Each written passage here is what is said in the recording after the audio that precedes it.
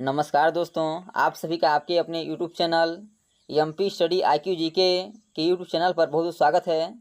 दोस्तों, आज हम रीजनिंग का प्रैक्टिस सेट करेंगे और रीजनिंग के इन सभी प्रैक्टिस सेट के वीडियो में उन्हीं क्वेश्चनों को सम्मिलित किया जा रहा है जो कि आपके प्रीवियस ईयर के एग्जाम में पूछे गए हैं और आने वाले एग्जाम में पूछे जा सकते हैं। तो जाके आप लोग रीजनिंग के इन सभी प्रैक्टिस सेट के बारे में जरूर देखिए ताकि आपको एग्जाम में क्वेश्चन को हल करने में आसानी हो और पता चल सके कि किस प्रकार के रीजनिंग के क्वेश्चन हमारे एग्जाम में पूछे जाते हैं।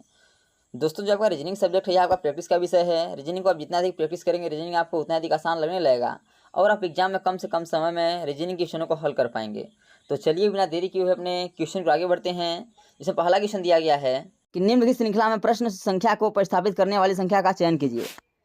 बताना है कि 8 से 8 है, 16 हुआ है, 48 हुआ है, फिर क्या होगा। इन चार ऑप्शन में से एक ऑप्शन को बताना है कि करेक्ट आंसर क्या हो जाएगा। 8 से 8 हुआ है, फिर 16 हुआ है, फिर 48 हुआ है और आगे बताना है कि क्या होगा। तो देखिए इसमें कौन सा लॉजिक लग रहा है। यदि अंतर निकालते हैं तो अंतर ये आपका 0 है, फिर 8 है, फिर 32 है, यानी ऐसे नहीं करते हैं। हम इसमें गुणा के लॉजिक सोचते हैं कि 8 में 1 का गुणा कर देंगे तो 8 हो जाएगा। अब 8 में 2 का गुणा करेंगे तो 16 हो जाएगा। अब 16 में 3 का गुणा कर देंगे तो हमारा 48 हो जाएगा। और 48 में 3 के बाद 4 का गुणा करेंगे तो 48, 45, 48 चौको 4 3 12 192 कितना हो जाएगा 192। तो देखिए 192 किस ऑप्शन में है, तो ऑप्शन नंबर डी में है। यानी कि गुणा करेंगे और आगे पूछेगा तो 192 में 5 गुणा करते जाएंगे। यानी कि लॉजिक क्या लग रहा है, गुणे 1, गुणे 2, गुणे 3, गुणे 4, इस पर आगे बढ़ता जा रहा है। तो इसलिए इसका option number D correct answer हो जाएगा। अगला क्वेश्चन दिया गया है, यह क्वेश्चन आपका पास से पूछा गया है। क्वेश्चन है कि नीचे एक घन की 3 अवस्थाएं दर्शाई गई हैं, अक्षर बी के विपरीत फलक पर कौन सा अक्षर आएगा। यानी कि बी के अपोजिट पूछा है, अपोजिट बताना है हमें। देखिए बी कहाँ है, आपका बी यहाँ है, बी यहाँ भी है, लेकिन जो डी और सी है या किसी में कॉमन है तो किसी में कॉमन नहीं है, और ई और एफ भी कॉमन किसी में नहीं है।